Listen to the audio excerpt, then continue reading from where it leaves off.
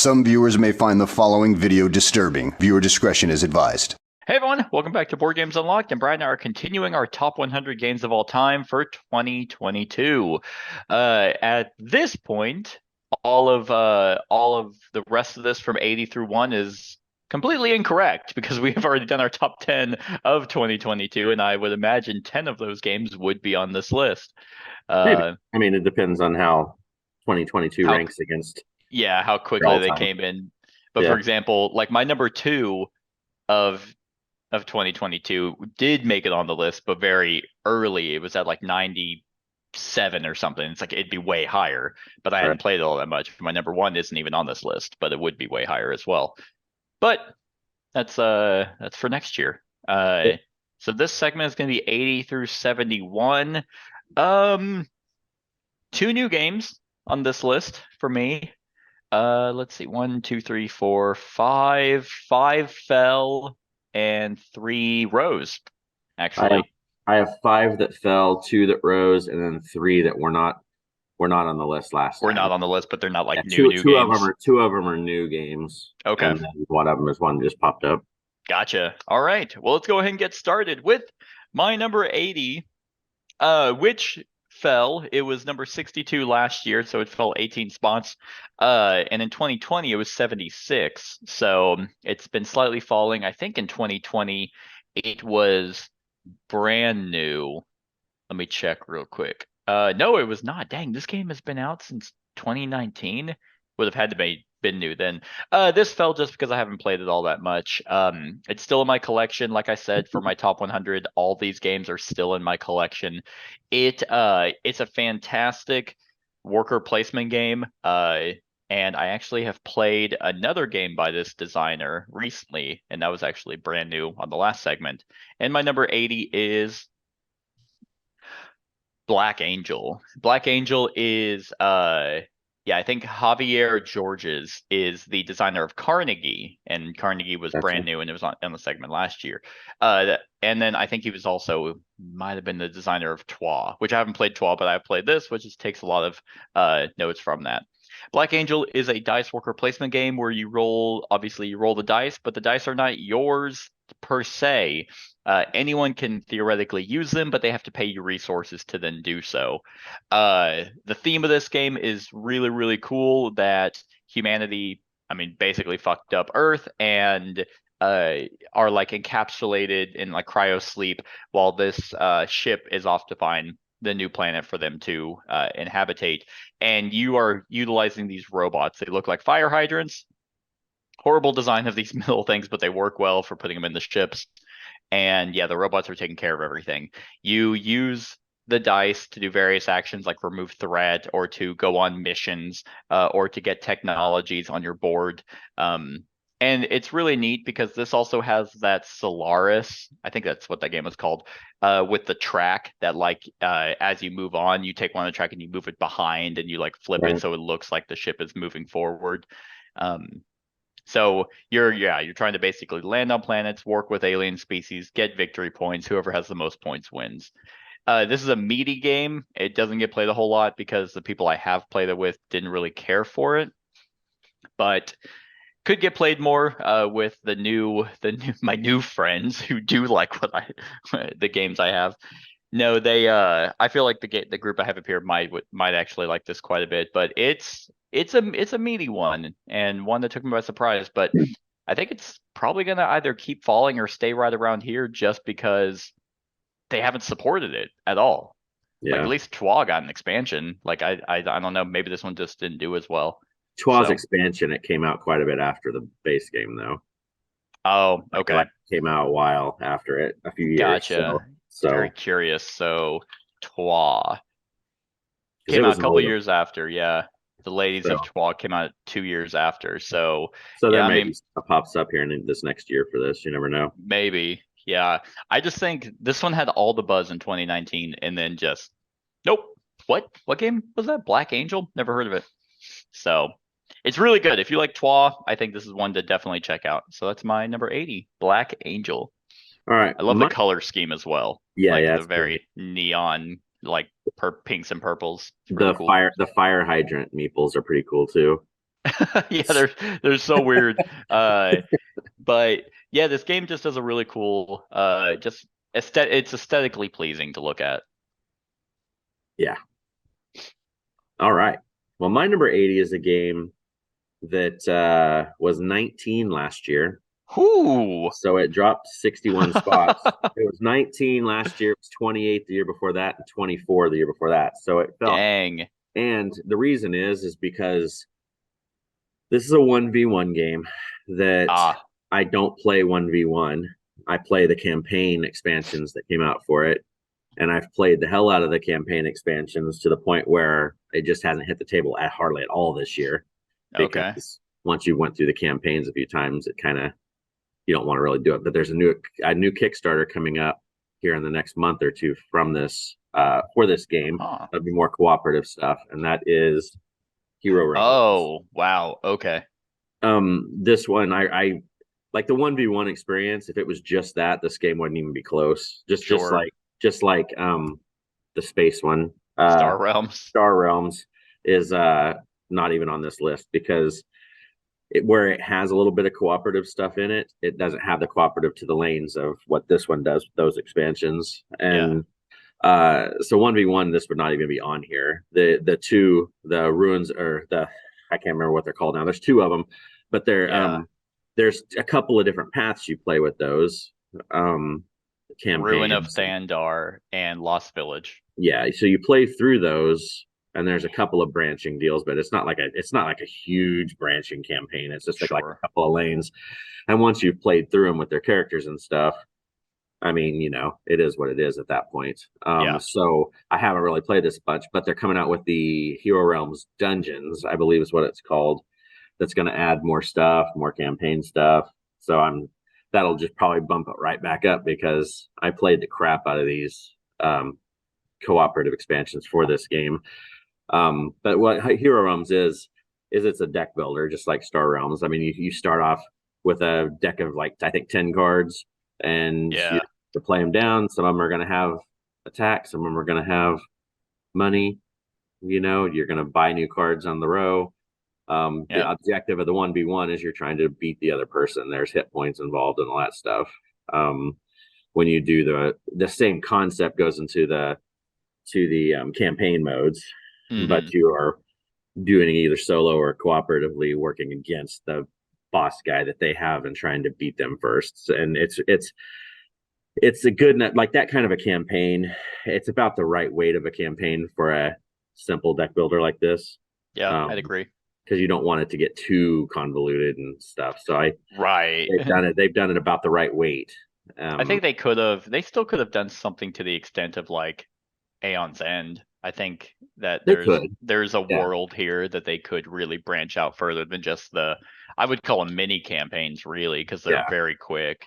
I think they are, yeah. And I think that they could do that if this was like their headliner game, like Aeon's End is their headliner game. Like there's a lot of work that goes into doing a boss battler like that full on. There's clearly way more expansions for Star Realms because that was the first one they made. Yep. And I don't know, Star Realms is clearly more popular, even though for me, I would much rather have as much content for Hero Realms than Star Realms because I like fantasy more. But yeah, the Star Realms, the competitive aspect, like 1v1 games were more popular when Star Realms was first introduced. Because when I was running demos for this at Origins 2019, Star Realms still got more people at the 1v1 than Hero Realms and stuff like that. So, it's just pick your genre. It's pretty much the same game. It's just, but if you want a little bit of a campaign aspect, pick Hero Realms. And like I said, there's a new Kickstarter that'll be popping up here within the next month or so. If you're interested, I'm sure you can pick all their old stuff too. That's what they usually do. I mean, Wise Wizard Games does a great job of like, Kickstarter, here's our catalog. Get it all. Right. Like, eventually I'll get all my Star Realms. And I'm very curious about Epic. Because I've only played Epic as an app, and I got my ass beat by the AI. I have some of it. We can play it sometime. Okay. I should be getting all of it. Like I have everything as an add-on, but next time I see you, if I don't have it by then, I'll be pissed. Yeah, because Epic, real quick, is just like it's like Magic the Gathering.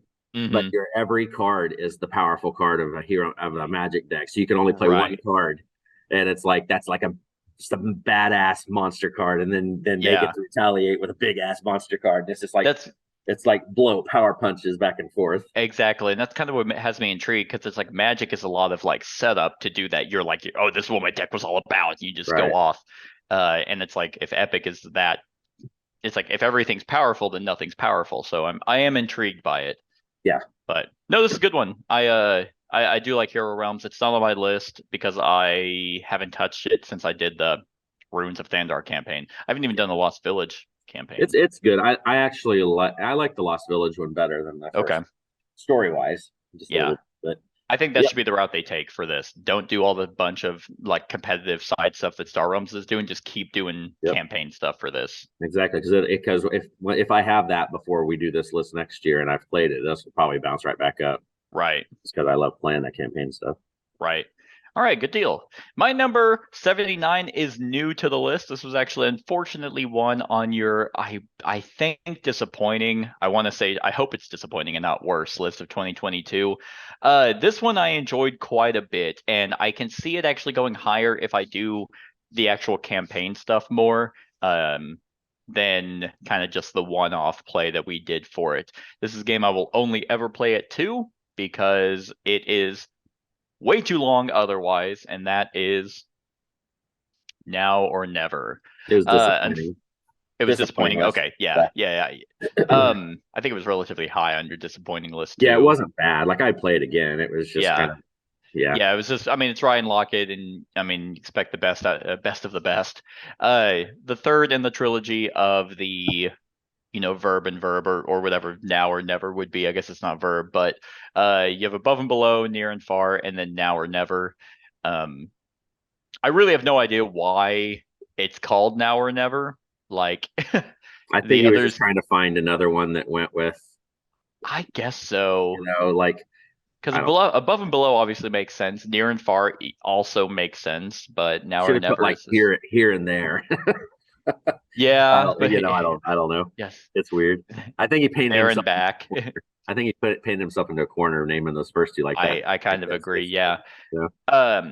But Now or Never is a little bit more personalized with its story. Like it's not as expansive with like the bunch of different maps that Near and Far has, and then it's kind of in the same vein. It seems like this was a culmination of both of those games. It took some elements of Above and Below and some elements of Near and Far and combined them. This is like because that's the map.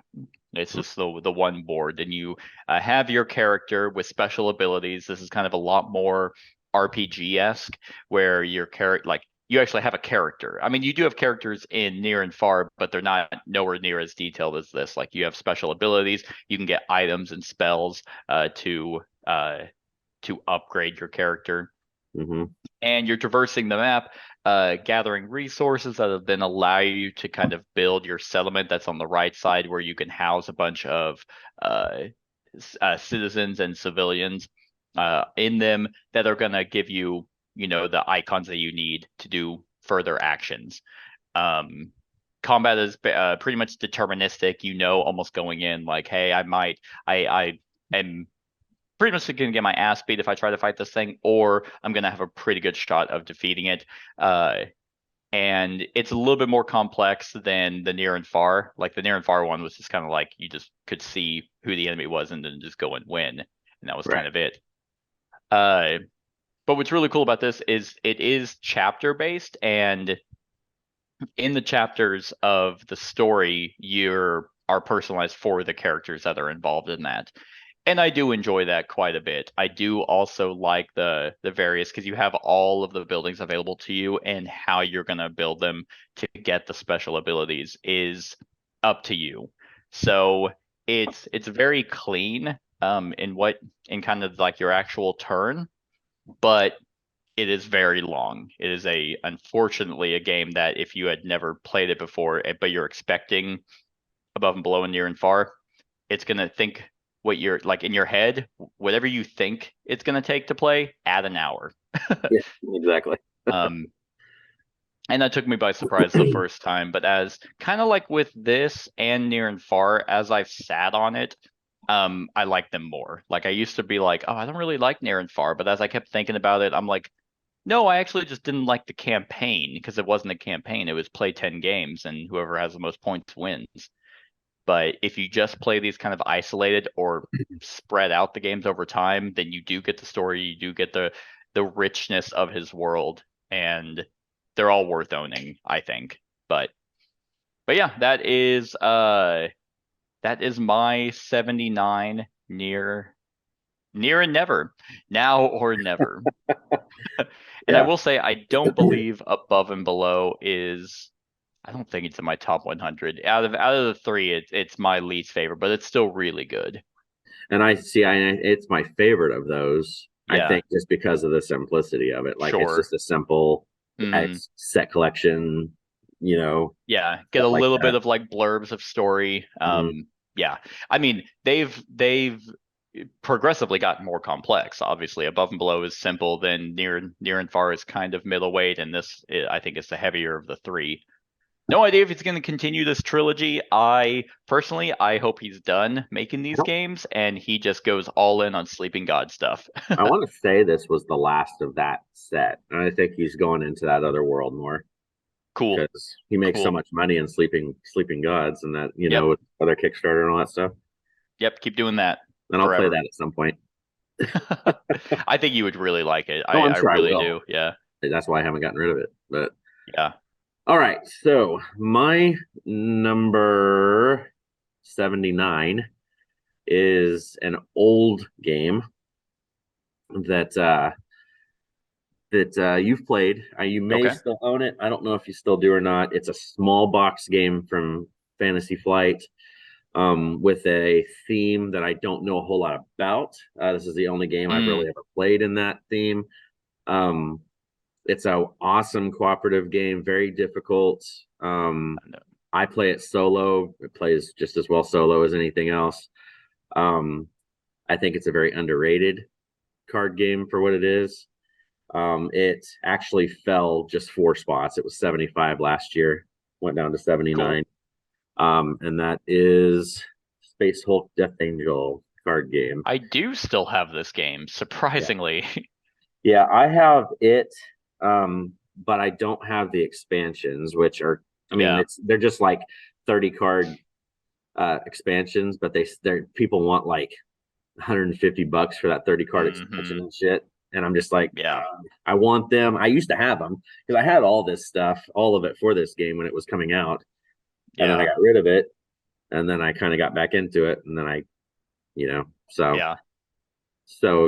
want the expansions really bad, but I'm not going to pay that much for it, and it'll never be made again because of the whole Games Workshop and Fantasy Flight thing splitting up. So anyway, in this game, you take on a faction within the Death Angels. It's like you'll pick a color of Death Angels, and they have different warriors within them, and they all have different abilities. There's going to be a lane of bad guys that will keep coming out. These are your guys in the middle, and facing matters because there'll be an arrow on the side of the card, and these gene stealers and stuff are going to be popping out of the vents at different places doing this and that, and then you're going to have this whole attacking, but if they are behind you, they're flanking you. So you have to kind of work together because there's this whole setup phase before they start coming out and doing shit. And then it comes down to that goddamn die. That die it's weighted. Well, I still have that one, but I just pull a regular D6 out. Oh, okay. And do stuff because I'm convinced that die was just meant to be an asshole dice. But I bet. But because this game is hard as hell because you're fighting through these different rooms trying to get to whatever the last objective is. Up at the very top, there's this little deck up here that has like your locations, and you're trying to get through those locations to get to the final whatever location you're trying to do. And your guys are all super powerful, but they really need to work together. I mean, there's a lot of cooperation amongst the team that's in the middle. But yeah, this one is one of those games that it's quick setup, it's quick tear down. It's a super difficult solo game with really cool decisions to make, Yeah, and very thematic for just yeah, how lame it looks on the table. yeah. It's not the greatest looking. The art on the cards itself are really cool. Yeah, But as far as like, and the setup's kind of odd, but this game came out in 2010, wow. so it's been 12, 13 years now that it's since it's come out. So I mean, for it to still be as decent as it is, Yeah. it's definitely was a good design and everything with it. Yeah. But yeah, I mean that's my 79. Yeah, I keep every time I see this game, I'm like, oh, that's a good one to put on the channel because it's solo, it's quick, just get Mhm. out there. It'll be a 2-minute video because I'll die immediately. Yeah, And then yeah, I mean, I've played this only a few times cooperatively, and yeah, it's pretty brutal. But I it would fits like to the have the theme, I guess. expansions. Huh? It fits the theme, I guess, huh? Yeah, I guess so. I mean, this Because is it's a one brutal theme anyway. that's true. Yeah, this is one that it's just a theme that I know nothing about, but for some reason I've just held on to this one. Yeah. All right. My number 78 is my second new one on the list. This one just came out in 2022 by a very well-known designer. I have loved every game of his that I've played that I can think of. And he is kind of one of those designers that pretty much whatever his name is on, I'm probably going to like it, and it's the perfect weight of kind of that I'm looking for now. And that is Boone Lake. So Yes. Boone Lake, designer is Alexander Pfister. He seems to really just love his Rondell games because Maracaibo and Great Western Trail kind of all center around that aspect. In Boone Lake, it's obviously whoever has the most points. Theme, Brad and I have no idea what this theme is. It's some ancient civilization that's like in Alabama or whatever, and but they're high tech at the same time, but they're not. It's I don't know. I'm pretty sure he was just coming off like a weird acid trip Well, then the after. tech doesn't even take place. Like in the gameplay, the tech doesn't even really. There's nothing in the gameplay that I know. has tech. I have no Like I idea what. understand if it's a post-apocalyptic, not post-apocalyptic, but in the future, and they're coming to settle this Yeah, old land, but it's like there's just nothing techy about it. I mean, as you can see, yeah. It's like a western almost, but not. right? Um, but there's so many avenues to victory in this. There's so many ways to get victory points. In this, you're playing. I mean, you have your boat that's going down this river, and kind of where you stop is going to give you various benefits, a couple points or extra workers, or lets you draw cards. Down at the bottom of this are kind of like objectives that you can go for, and I actually really like that element where you can go for an objective and place a multiplier on it and get a bunch of points that way. But over time, you're gonna like if you don't meet those, then you're just wasting the multiplier. So you're kind of like going all in on one, maybe two, Yeah, and because hope. sorry, I was just going Yeah, to expound. go Each ahead. round, you have to put one down. Yeah, So yeah. it So makes it's you like, have to. all right, here's my ×4. That's what I'm doing. And this also does one of those where you have all your actions on like a little slot, and you get to do one action, you get to do the main action, then everyone else can kind of do a small element of that action. But then like they're cheaper to do those actions at the very top, and then they go back to they rotate. So timing is really big in doing actions, or if you really want to do an action, you got to make sure that you can actually pay to do it. Bunch of multi-use cards in here for various times of day also, which is Mhm. unique. And then there's also the area control of the different regions that are thrown into the game. And then you also have that track on the left of the mine card, or actually the two. It's like based off money or based off cards. Um, to kind of go up on that. There's just there's so many ways to get victory points, so many cards, and so many tiles to place down for a bunch of points. This one is not that, it's not like a looker, but man, is it solid. Like Maracaibo and Great Western Trail do it for me a little bit more, but Boone Lake is just another one of his that's in my collection because he knows what he's doing. Yeah, and the resource collection was really cool on this one too, with having the canoes and the river on your own player board. Yeah, everyone has gain your own resources. Yeah, right. Everyone has their own personal player board. That also has like special abilities that are like one-time use, but you can do stuff to unlock them again to get them back. But yeah, like how you pay for stuff is you can increase for various resources, but you have to move your boat on your own player board. And you can go down it for free, but to go back up, you have to pay for it. Yeah, slightly. Yeah, kind of up there. So that's really cool. And then there's a bunch of points to get for building houses and like just completing sets of completing rows as well. So there's a lot that goes into this game, but I think the elegance of this is also that it's not that complex. Like the time we played it, I was like, yeah, got it. Yeah, they did take no time at all. Right. So did a very good job of putting a lot in this game without making it feel bloated or like overwhelming.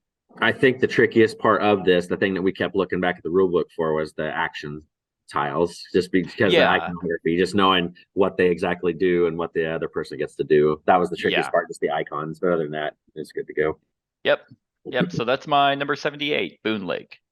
All right. Well, my number 78 was also, let's see, it was 100 last year. Ooh. So it grew a little bit. So, it jumped up 22 spots. This one is another one of those games that fits in the same wheelhouse as like a Seven Wonders in a way, mainly because of the drafting and stuff like that. And it kind of has a unique theme to it. I have the old original printing of it, so I like the cover of it better than the new rainbow color that's on the front of it now. And that is okay. Hadara. Nice. The other new cover is like sectioned off, like it's kind of like that the it's Pentagon. Like Trivial Pursuit. Middle. Yeah, it looks like the Pentagon in the middle with all the weird colors and stuff. And yeah, it's awful. I don't know why they went away from this, but so anyway, it's awful, man. I hate it. But this game is one of those that kind of fits in that line of card drafting games. It just throws a little element of having an actual board in the middle of the table that's going to have the different sets of cards. And as you can see, I mean, like in Seven Wonders, you're collecting different sets of people, or you're trying to get your culture up, you're trying to do your agriculture, your military. I mean, it kind of looks like a little more complicated Seven Wonders in a way, but it's not really that complicated once you start playing it. It's super simple. It's basically set collection the game, which I guess Seven Wonders is too. It is, but you kind of have to do that same thing because you're drafting, and then you're like, okay, don't ignore military, or else they're going to do it. I mean, it's more or less the same style of game. There's just a little bit more differences to it, is why it stays on this list, because my wife likes playing it and everything. So, and Seven Wonders is her favorite game ever. So that's why. Still Seven Wonders. Yep. So that's why I think she just likes the drafting and stuff like that. So this one gets played more often than not. But I think you still have this too, don't you? I do. Yeah, I actually played this relatively recently and won by. I made a joke in the middle to one of my buddies. I'm like, I'm gonna win. I'm gonna beat you by 1 point, and I did. I beat him by like 1 coin, and that's what caused me to win by 1 point. It was really funny. But the art's cool and stuff like that. I think I prefer still Seven Wonders more as well. But which you'll probably see that later. But anyway, I mean, this one's one to give it a try. If you like Seven Wonders and you want something that's a little bit different and maybe a little bit I mean, in the same vein, but a little bit different gameplay. Try this one out. Yeah, no, Just this is the stupid box cover will just ignore that other box cover. yeah, this one it's kind of like people are like, "Oh, I really like this. Can anyone recommend something like it?" And that's always a tricky question to answer because it's like, well, we don't want to recommend something that's, completely like it because then what's the point of playing that when you can just keep playing the OG? This Right. is a really good example. If you like Seven Wonders, Hadara is different. It's so different enough, but yet so familiar that this is a Hmm. good game to jump into. Um, it has like that wheel in the middle that depends on your own faction icon. That's you're rotating that to be able, and that's where you kind of get to draft because it has a Right. really cool element of like whenever you're drafting, you pick cards to keep, and then you're also picking cards to discard. So you have to keep in mind like, okay, we're gonna come back through this discard pile, and I want both of these, but I can only get one. So hopefully I can jump back in and get them again. So it's I mean it was really smart. I think it kind of fell by the wayside because they just didn't support it. Yeah, it There's just like these weird disappeared. expansions, like, but no one knows where the fuck they are. Like, Yeah, because they did, there was hype about this game a little bit. They're like, oh, there more stuff's coming out, and then it was just like, oh no, they're just going to change the art in the box. It was just like a yeah. second printing, and nothing else new came out for it at that around that time. I That was wonder. big. Yeah, I wonder. They're all mini expansions. Like, Probably there's ones that Hadara. you get from their company at conventions or something, Mm, promo maybe convention or promo expansions or the whatever. publisher is showing Z-Man, but it's also saying Hans im Glück Well, that's and that's yeah, and who else? Yeah, actually, this new cover isn't even showing Z-Man, but the OG one was. because it's a German game. Like, Oh, okay. because Oh, if you go, Z-Man ported over. yeah, yeah. Ah, So maybe they lost the deal with them or whatever. dang. Because if you go on BGG and look up the description, they have the English, and then right underneath it, they have it all written in German. Ah, So it's like well, it's that makes very sense. German. Dang. All But right. that's a Well, yeah, language. It's a language independent game, so that's why that I is think true. this, Yeah. Yep, this is a good one. Very good choice. Not my top 100, but I still have it. yeah. Okay. My number 77 fell. It was 43 last year and it was number 8 in 2020.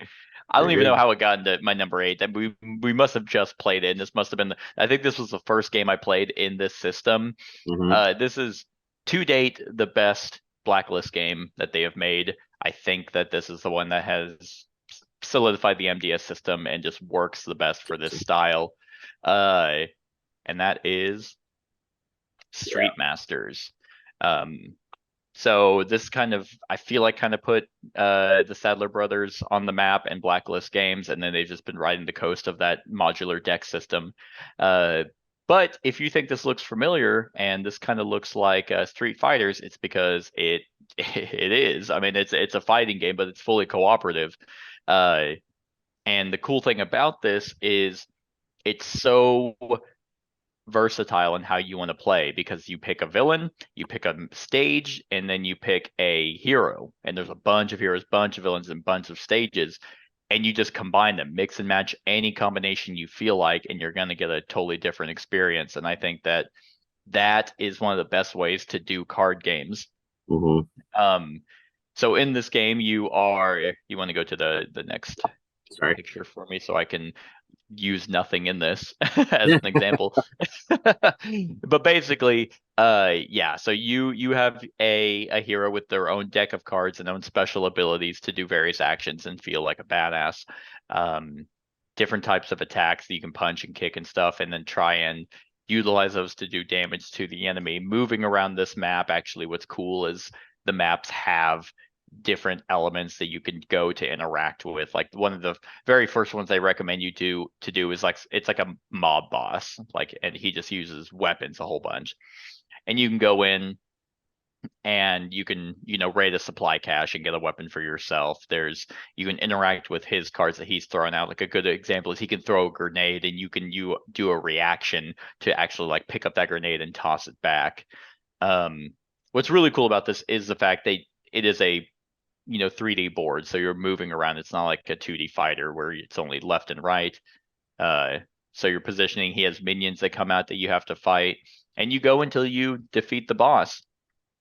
I just think that this one works extremely well. Like Brook City is still good. Alter Quest has grown on me a little bit, but ultimately Street Masters just has way more to it. Way more bosses, way more fighters who all have a backstory and the convoluted fighting game backstory where you are having a fever dream trying to figure out what's going on. Right. But it's just awesome because like as you do more damage, or it's either do more damage or take more damage, you can like get into like your ultimate mode. I think it is take. Is it? I know, I can't remember. I want to It's say been a while since I played this, but yeah, but anyway, at some point you can go into like an ultimate. You can get like an ultimate ability. That's a one-time use, and that just feels really cool. Like the first time you and I played, you basically played Ryu. I don't know what his name was. Maybe it was Ryu or like some, but that's who you were kind of playing, and I was playing like his mentor was thematically who he was. And so you were doing all the cool Liu Kang Ryu combos of Hadoukens and fireballs, and I'm over there like tossing you weapons. I'm just like, here you go. Like I have this satchel that I'm dragging in. I'm like, katana, bow and arrow. It was there's just so many different ways that you can play this game. The characters do feel completely different, and the stages all have their own stage deck. It's I mean, I'll be very surprised if for some weird reason I have Brook City or Alter Quest higher than this, but it fell just because I haven't touched it in a while. The storage solution of this is pretty trash, so it's a lot of minis, a lot of bags of minis that makes it kind of hard to want to set up. Yep. So that's my number 77, Street Masters. That is a good one for sure. Okay, so my number 77 is a game that was on my 2022 best of list. So obviously it's a new game to this list. And this was one that was made from by a company that traditionally doesn't do these kind of games. But this one with the theme park design was good enough that as long as if they could keep supporting it, then it will stay on this list. If not, it'll probably fall off. And that is Tenpenny Parks. Nice. This one has gotten played a ton since I got it this year. It's super easy to teach. You can play it with all different ages. It's not a difficult game. You just have to traditionally, I mean, it's a worker placement game, I guess, like really, really lightly a worker placement game, and you're gaining cards, which will let you build rides into your park. So yeah, I think the biggest mechanism of this is the carousel in the middle, because it's a 3D carousel, and whoever the first player is can rotate it and show the discount or addition of cost spaces will be to buy those cards. So if they want something really bad, they're the first player, they're going to put the negative $2 on there so that it's $2 cheaper. Or if they know somebody else is working towards this one deal, they could put the plus $2 on there and make it more expensive for the other people to buy, So there's a little bit of gamesmanship in that. But you're going to buy those cards. You're going to build the rides onto your own player board, where there's going to be symbols on there that when you cover up the symbol, you get that bonus. Also, there are going to be tree meeples on there. So one of the worker placement spots you can go to is to cut trees down to make room. So you kind of have to make sure you have room before you can build your ride or attraction. The unique part about this is the placement of stuff. Like nothing can be touching edges, only corners. So like if you look up here at this one, only the corners can touch. You couldn't like put them flat edge to flat edge. So it kind of limits your placement of a lot of stuff.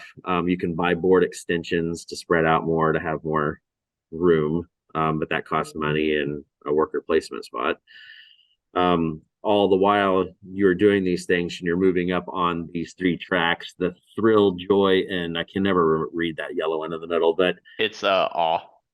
oh, okay. It, So you're trying to work up on those, and whoever's in first place gets a option of taking that benefit, like whether it's to remain first player, whether it's to have the extra worker, or to gain money. I believe it is. Yep. So, and you're trying to work your way up those tracks, and at the end of the game, you get your. It's a five round game. Yep. And then whoever has the most points wins. I mean, it's pretty simple. But like I said, it's gotten played a ton.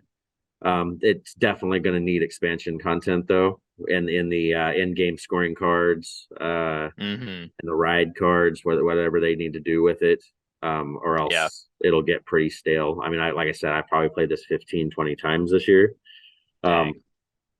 So, and I can starting to tell that it's getting, so I, like it needs just that little bump of something to add to the table more. Right. But yeah, 10 Penny Parks is my 77. Yeah, this one's a solid one. The first couple times I played it, and then afterwards I'm like, all right, I've seen it. Yeah. Like it's but yeah, for as a gateway polyomino game, it's really good. All right, my number 76 was 42 last year, and it must have been new last year, so it fell 34 spots, and this is pretty much just due to not having played it, even though it's extremely solid, like a fantastic engine builder game with a very stupid name, and that is Whistle Mountain. This one is one you actually showed me, so one of the rare few that you showed me that I like.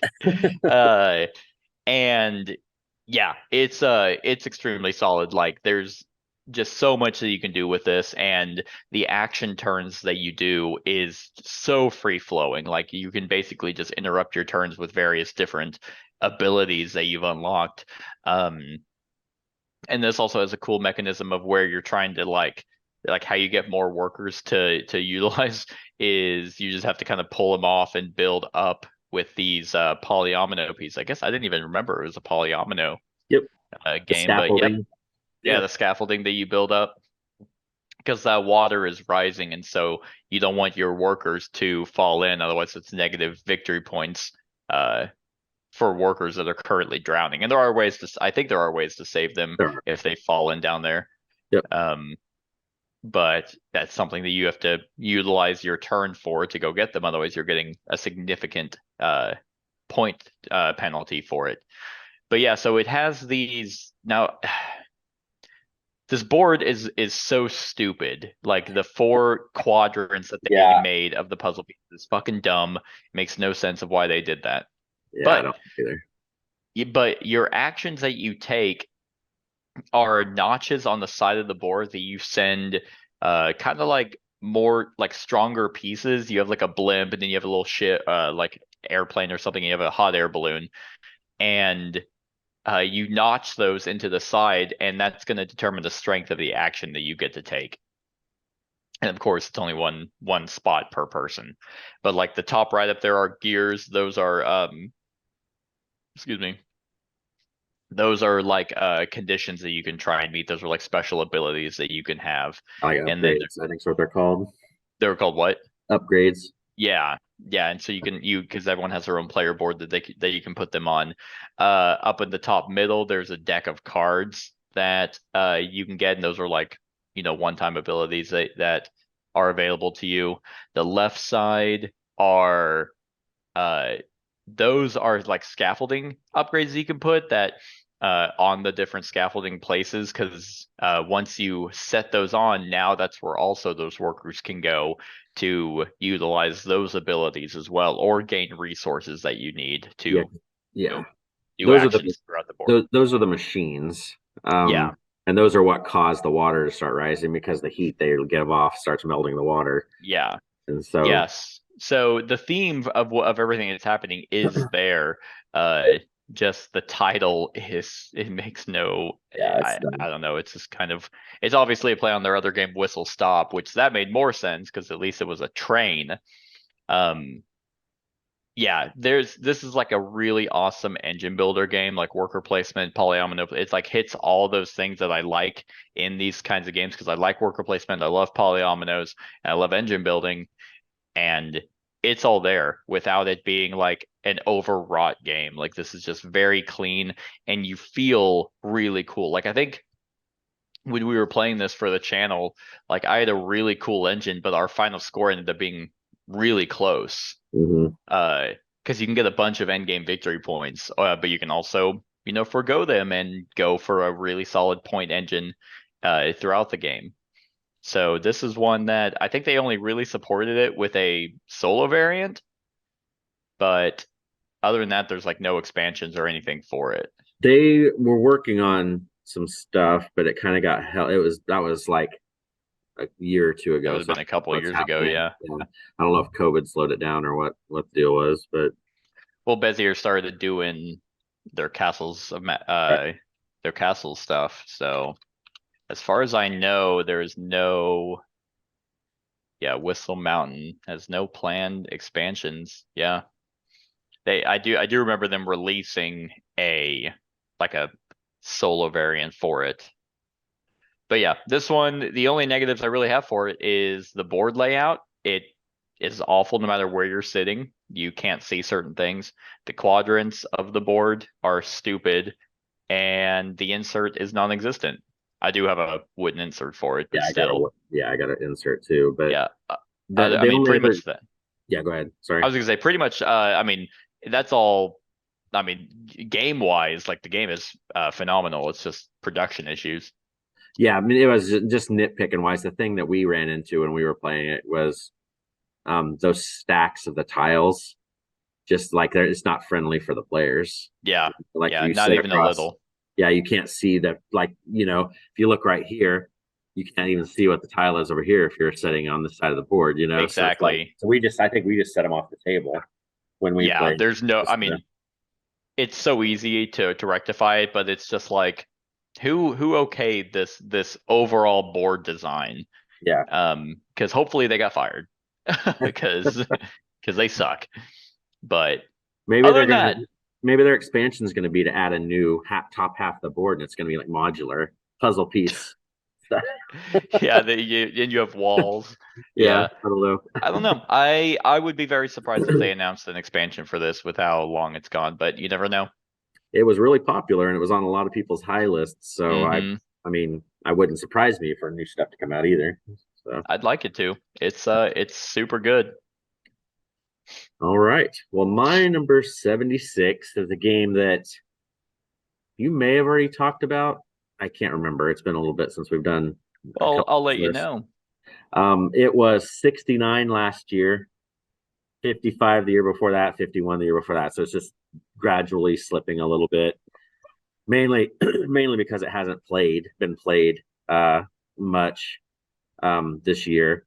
But yeah, this one is a game that has ultra super powerful characters that you'll take on the role as, and every power will seem way overpowered. Mm. But then everybody else's is going to be that way too. So it's like, you know, some seem like they're way out of control until you start utilizing yours. And it's an awesome Euro called The Voyages of Marco Polo. I did talk about this. It was my 93. Okay, I thought you had. This is one that actually rose from 143 last year. So something caused it to rise 50 spots. I don't know. Yeah, this one is a really cool game, and of course you have the designers, the Cassini and Oh yeah. Siani, who have done a few games that we enjoy. I can't remember off the top of my head because there's so many of those Italian names that I get them confused. I just know they've designed several games. I don't But know anyway, who the Simone guy is. Simone Luciani, he usually Oh, they he did. Okay, so he's done a bunch of named ones. Like I know all of these. I haven't played them though. He's done Zulkin. He Yep. did Grand Austria Hotel. He did Lorenzo Il Magnifico. He did Gollum or Golem.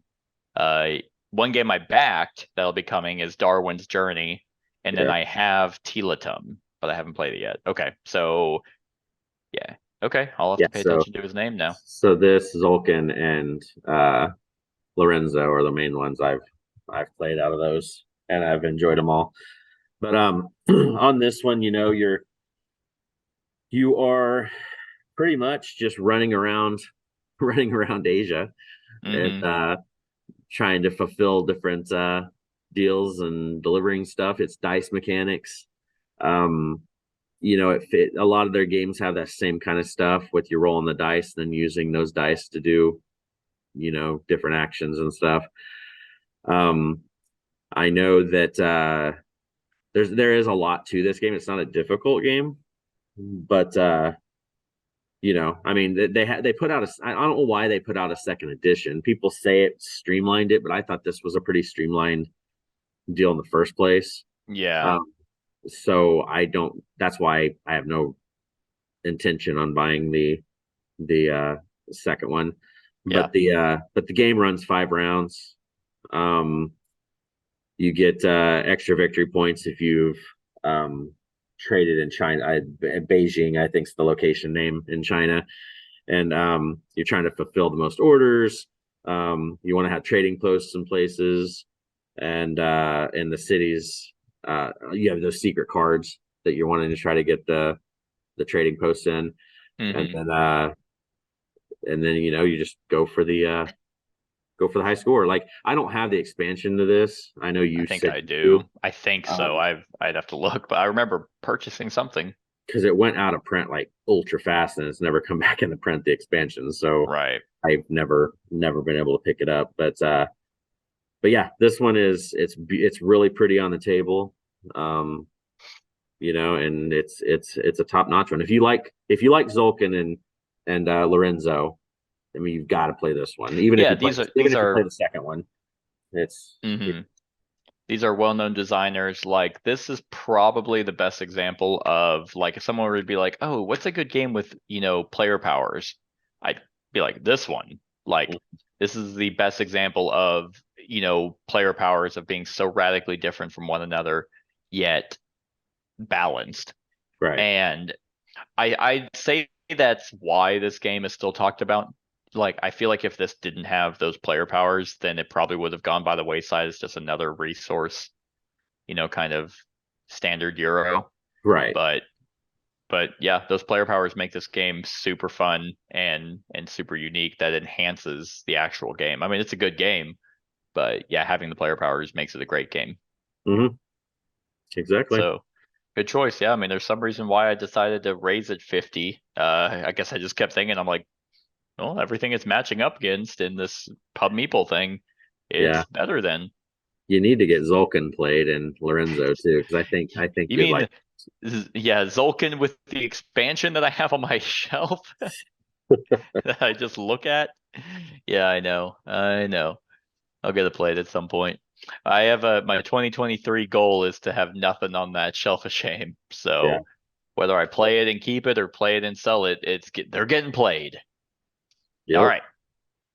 My number 75 fell 20 spots. It was 55 last year, but in 2020 it was 77. So it's mainly fallen. But this one is, I've only played one of these games. I have not played the other that this is based off of. But I remember talking about it with a buddy of mine this year, and he had played it for the first time, and he's like, "I love it," and I'm like, "Yeah, it's fantastic."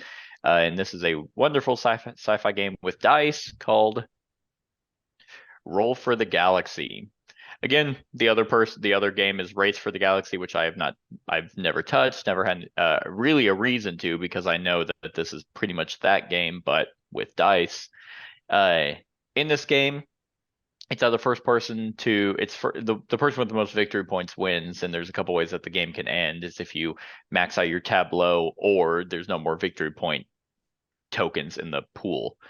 Right. Uh, this is such an awesome game. I've it's simultaneous like action selection, but you have your cup of dice, tons of different colored dice with various icons on it. Like the red ones are more military, and then like the green ones are more science, and the expansions add orange and black and stuff. But and then the white ones are your more basic. So depending on the route you want to go and the strategy you want to take, you're going to have more of certain types of dice. And basically you shake them up in your cup, roll them behind your screen, and you assign them to the 5 actions. Everyone has like a little mini action thing that represent or that show the 5 major actions.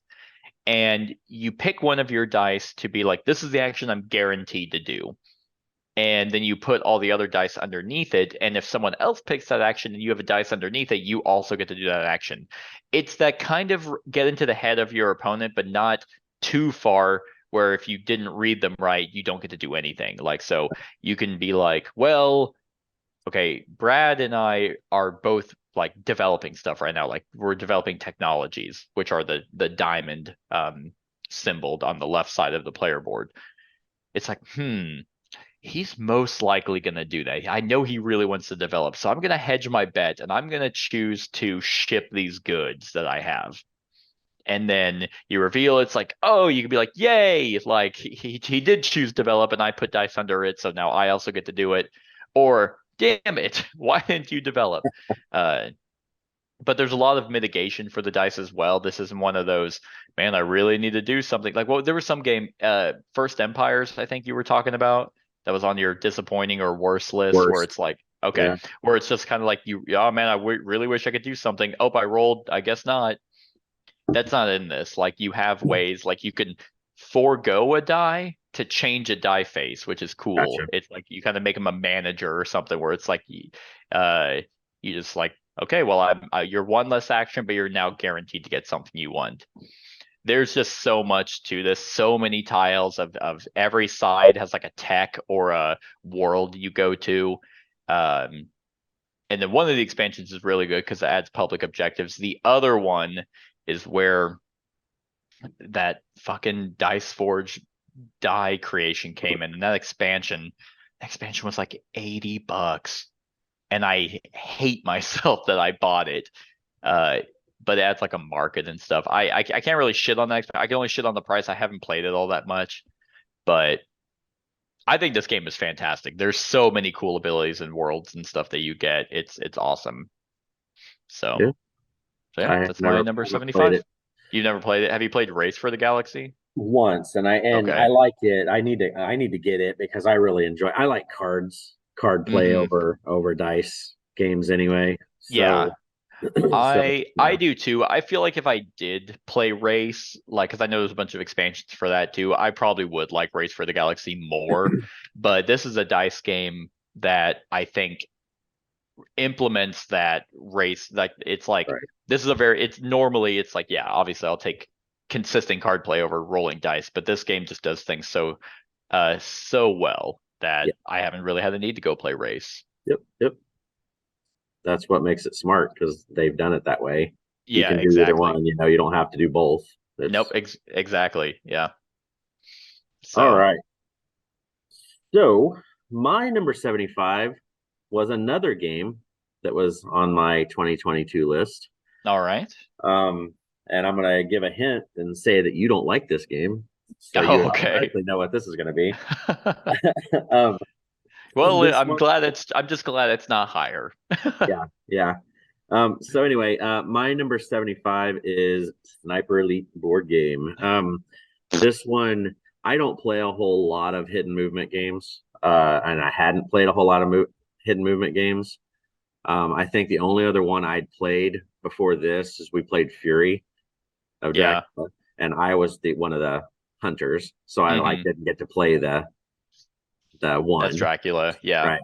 So when I started doing this game, because I love the video game and I like the theme and all that stuff, and then the way they have it set up, where the one is the sniper hiding around trying to complete objectives and everything, it was a thrill for me, that whole hiding, sneaking around kind of thing. And with this being a Kickstarter, and it did get quite a bit of buzz on stuff, so I'm kind of hoping they come back with some more map packs and different locations and stuff. But yeah, this one, it's kind of a unique deal because there's always going to be the same number of Germans on the board, no matter how many you're playing against. Um, and they're in these quadrants Leathers that does are that as well. right. I mean, they kind of have to for Yeah. that kind of style of game. Yeah. But anyway, they have little colored quadrants that they're going to start in. When you are setting up the very beginning of the game, you're going to draw cards from, like, they're going to have like half playing card and then a mission objective. When you pull those cards, there's four different suits. And you have to make sure that your two objectives are from two different suits. That way they both aren't in the same corner of the map. You know, you're going to have to go one side of the map and on the other side of the map. So it makes it challenging. But there's a timer track that you only have 10 turns to get to the first objective and get it completed, or else you lose. But once you do that first objective, then the time resets back up to 10, and then you have another 10 rounds to get to the other one. There's a lot of sneaking around. Each of the little regiment of the Germans has like a captain, I guess, or commander that has a special power that can be used twice a game. And the Germans also have these different sweep abilities that they can just be like, they can take their whole turn and be like, we're gonna do are you in red? You know, and then you have to say you're in red. You don't have to tell them where, but then they can kind of narrow it down that way. The whole turn when you're the sniper, you're going to be controlling this little board down here that's a dry erase board. That's a copy of the map, and you're going to be marking your path through there to kind of keep your location. And then if you ever have to do a battle, then you're going to draw out of the token bag that's going to have hits, misses, and like jam weapons. There's recoil and stuff like that. So you get to choose how many you pull. So it kind of takes the same weird mechanism like we did in Oathsworn, where you can choose however many cards or dice you want to do, but if you get two misses, it's a miss, right? So this one's kind of the same thing. You can kind of just pull however many you want. It has to be that range though, so it has to be at least that, you know, and then so if you're shooting 5 spaces away, you at least have to do 5. You could go more if you wanted to, but you will pull those out and then resolve it.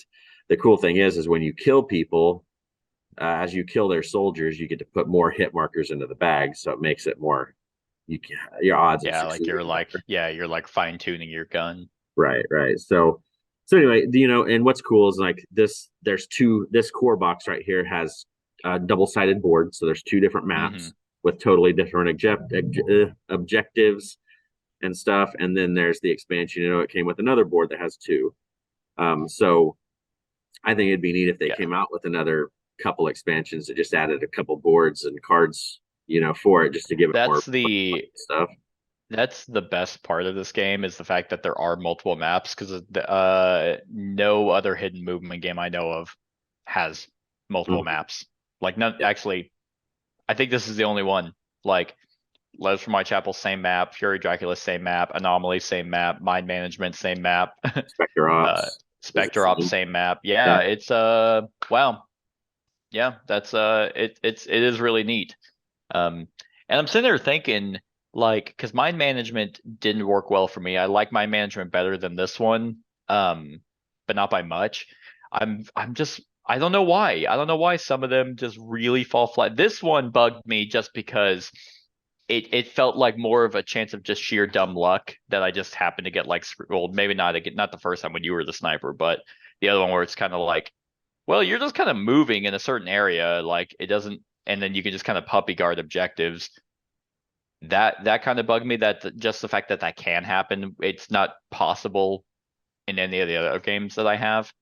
Like, I guess theoretically, like Letters from Whitechapel, they could just happen to move all their police officers and circle a number and just be like, well, maybe this is it. And it could be it. I don't know. I don't know why this one, in Mind Management, just felt too restrictive. Right. And because in Mind Management, they have multiple not envelopes, but boxes where it's like, oh, hey, if the one is winning too much, here's special abilities for the many, or vice versa. And I'm like, that just feels like you didn't balance it. I don't know.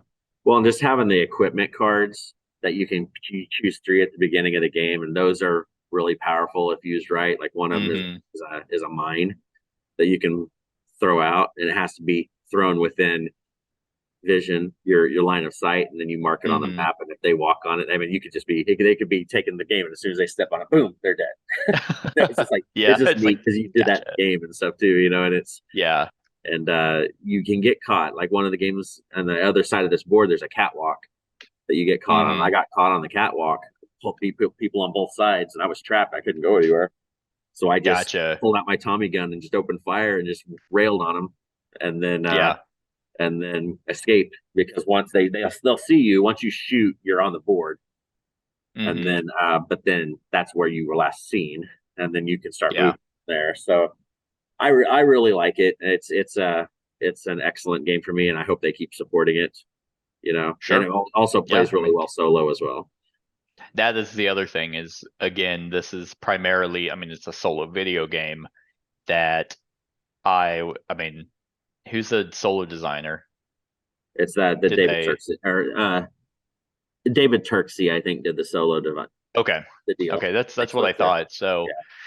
so yeah, I mean, I'd be very interested to just kind of know how that plays just because normally a hidden movement game shouldn't have any solo. That doesn't make any sense.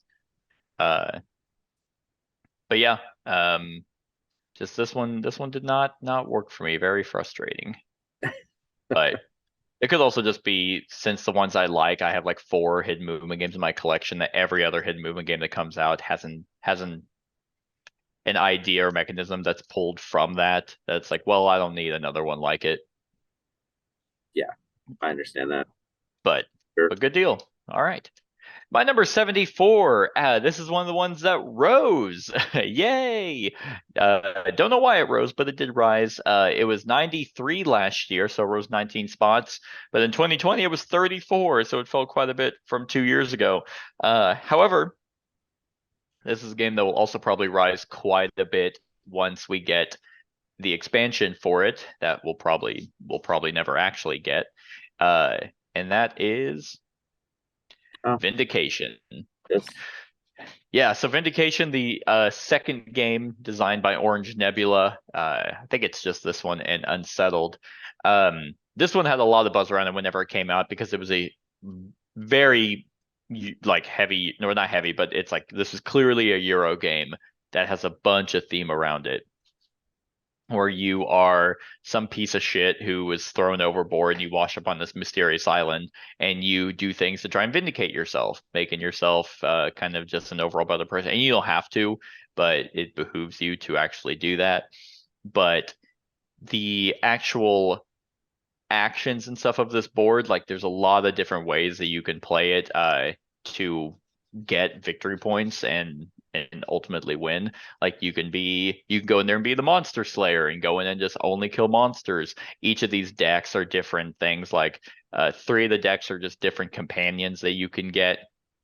One of them is a monster deck and one is like a relic deck, so you can go like relic hunting. And it's very bizarre on kind of what you actually do and how you move because you move in between like as those triangle spaces. Like Mhm. that's where you actually are, and the tiles are various locations of the island. And you have like different aspects of yourself that you're trying to balance. That's what the cubes are that you're putting in the middle, just kind of like whether it's knowledge or vision or strength or whatever it is that you're putting in that helps you kind of like balance out your character or use those cubes for various aspects for the different decks. Um, and then you also have your uh like your cubes in the middle that you're trying to shift over to where you can eventually become fully vindicated, which then just gives you a buff once you kind of hit that milestone. Um, this is kind of it's a very unique fantasy game just because it's like fantasy sci-fi. It's like a really cool blend of that. And I like that idea. I like that element of you just going in and it's very clean. I remember I feel like I've done this solo as well.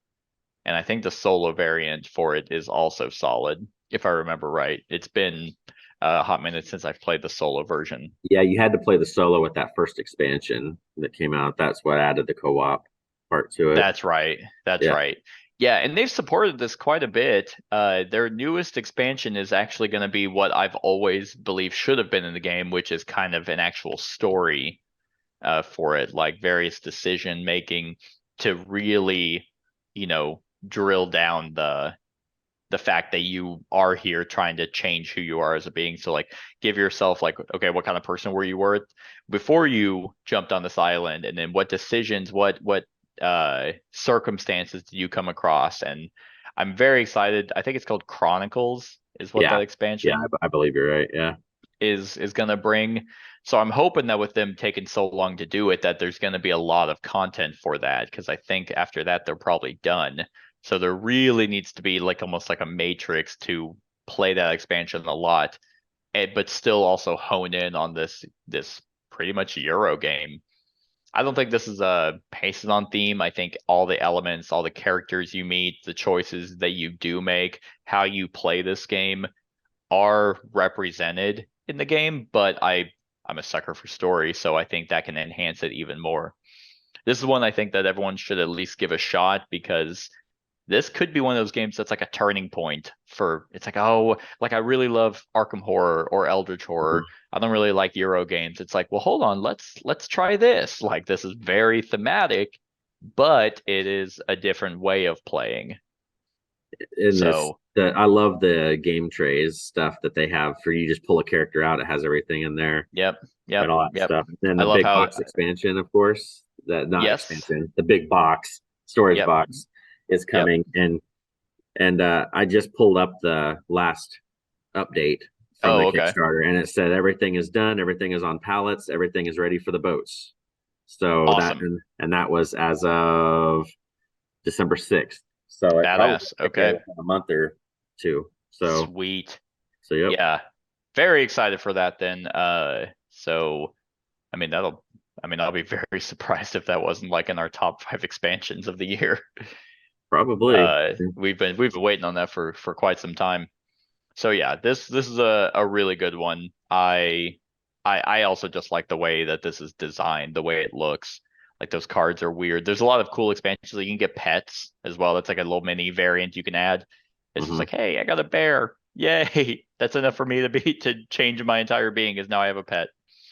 So yeah, that's my number 74, Vindication. All right. So my number 74 is a interesting collaboration type game, because it's a combination of a war game / deck building game. So it kind of combines both of those. It was 65 last year and it fell a few spots. It's probably going to climb back up once all these new expansions that are coming out. I'll get them played as well. And that is Undaunted Normandy. And this would be any of them. Undaunted Normandy, North Africa. I mean, it could be any of them. And I'm assuming this is at 74 for the solo. Oh, I enjoy the solo, and I've played it multiplayer with some other people too, and it works just fine with that too. There is another version of this game I'm interested to try. It's out, but it's super expensive. It's like $89 or something like that, and it's the Stalingrad. It's like it's actually like a tile laying, like almost like a dungeon dive kind of game. Gotcha. Where you go through and do stuff, and it just came out this year, or 2022. Yeah. But so anyway, what was cool about this is Normandy and North Africa pretty much play the same. It's just they're in different locations. Then Reinforcements came out, which was more cards for it, and then turned everything into solo play, where you could really play solo play on everything. Okay. And then there's the Battle of Britain that's coming out this next year, which is going to bring in like flight, like aerial battles. That's right. Stuff like that. So they're still supporting it with stuff like that, but pretty much you're going to be laying tiles down on the table, set up a scenario out of the book, and then whatever it is, whether it's capture a certain number of points to score victory points or whatever the objective is, try to escape the board before getting mowed down. But you're going to have a hand of cards that you'll start with, and then you're also going to have the rest of the cards are going to be set out on the table, because you will be purchasing cards or calling up cards from there to go into your hand. Because what happens is when you have your tokens out on the board and one of them get killed, when you lose a token on the board, you have to be able to discard that card from your hand or discard pile or deck. If you can't do that, then the token is totally gone. Like you get rid of cards before the token disappears. It's to show like a regiment. But once you get to the point where you don't have any more of those cards in your deck, then that token leaves the board. Then they can't come back onto the board until you actually purchase another card of that to get it put back out. It's a scenario based game. You're just going to be whatever the scenario you choose, you're going to set up the board that way and follow the rules for it. The base mechanics though is just deck building for the most part. The interesting thing is I think you have 5 cards in your hand to start with, or 4. It's 4 or 5. I can't remember off the top of my head right now, but before you have to do a player order check. So like you're going to pick a card in your hand and put it face down, and then you both flip up. Whoever has the higher number gets to go first. But then you're losing that card. That card gets discarded. Right. So you're like having to try to decide if you want to get rid of your cool, card. I have a question on this because I've only ever played this competitive 1v1 against you. Do you and I don't much care for this game because it ultimately comes down again kind of like there's another game we play, Dice Throne, where it's like, okay, there's the randomness of my deck, and then now to try and hit you, it's also the randomness of a die roll. And it's just kind of a flat die roll. It's like really bad in my opinion. But my question is, like, is this kind of like Imperium where it's like way better solo? Like, do you think I would enjoy this solo? Because if you hate the regular, you're not going to like it solo. Okay. It's more or less the same thing. They just, the AI does a pretty good job of playing the part of the human player. I see. Of their deal. It's pretty much the same thing. You're rolling dice to see, and doing different stuff, movement, all that stuff. So, no, I mean, if you didn't like it competitively, you're definitely not going to like it solo. Just because I wasn't sure if the die roll would. I mean, it's definitely gonna be alleviated because it's not against. There isn't that competitive nature, where it's like when we played Hoplomachus and it's like 1v1. It's more frustrating to miss on a die roll than it is against an AI. I don't know. Right. But okay, no, I was just curious. I just like it because it makes me able to play the game solo. It's close enough as it's a competitive game that I'm able to play it solo that way. But yeah, I mean, this it's a solid one. It's Osprey Games who came out with this, and then their next game kind of that came out after this that was like the one we just brought up, the Imperium Classics and Legends and all that stuff. So they, in my mind, they've been doing really well at all this stuff, and I'm glad to see they just keep pumping out stuff for it, just adding more and more stuff to it. Yeah, Osprey Games, they have a pretty small catalog, but do they? Yeah. Well, maybe they don't. They did Merv also. Okay. They're definitely their 2 biggest games are this and Imperium. So, all right, good deal. My number 73 fell a little bit, which is actually, this is way more surprising than some of the other ones that have fallen because I don't really have a good reason. This was 68 last year, so it only fell 5 spots. And in 2020, it was 39, so it fell quite a bit since then. But the reason why I would have expected this to rise is because I just finished doing a tournament of this. It was about a 30-game tournament, and it's 1v1, and it went relatively well. Not every single matchup was super fun, and we had to take a few breaks so we didn't kill each other. But but yeah, like I actually kind of would have expected it to rise, but it's still a fantastic 1v1 game. Probably my favorite of the 1v1s well, that's not true, but it also is it doesn't get played a whole lot. I only play this with one other person, and that is BattleCon, the Devastation of Endines, all of them, whatever. BattleCon one, I think it's called Wanderers now. BattleCon Unleashed is like their big. Here's everything. You know who? Do you know who showed me this game? This was John. no. Oh, no, that'd be really funny. No, it was Fletcher. Fletcher was actually the one who showed Okay. this to me. He And actually showed it to me too. okay, nice. He's probably like me trying to find anyone to play this game with because this is kind of it's not I wouldn't call it a lifestyle game, but it's not one of those games that you can just pull out and just show anyone. There's a lot of steps, a lot of rules, a lot of understanding the characters that you're fighting and who you're fighting against. It's basically the best example of a video game fighting game. Like Right. it's like, yeah, you can just kind of show anyone Mortal Kombat and they can just kind of press buttons, button mash, but I wouldn't go up to like that's a lot different if you're casually playing that versus anyone who knows what the hell they're doing and memorize the whole move list.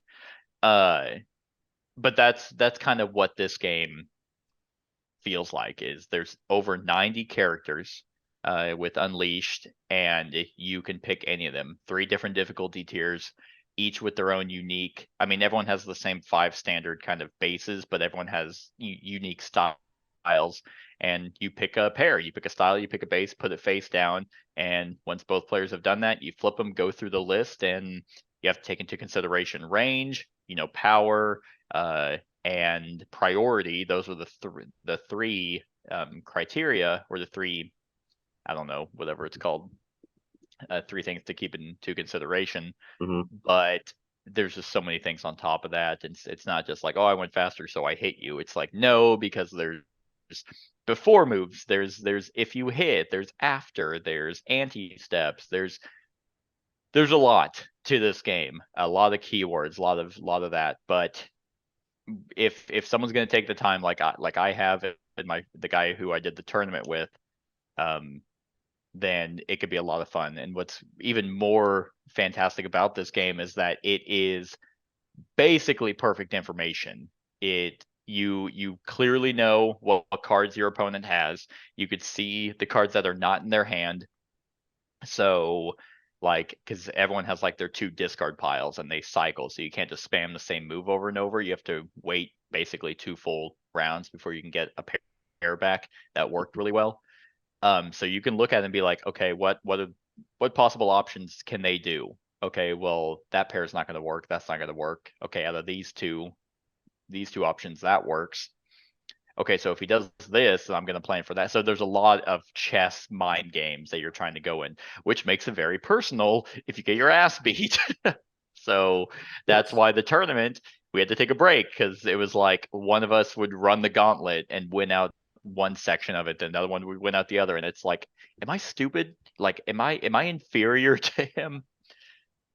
But it was a lot of fun. Very cool. The theme for it is awesome. They have their own unique world. And I got this Grand Chronicle book, which is like their entire lore of Endines and stuff. So I read 2 pages of this and I was like, oh, I forgot.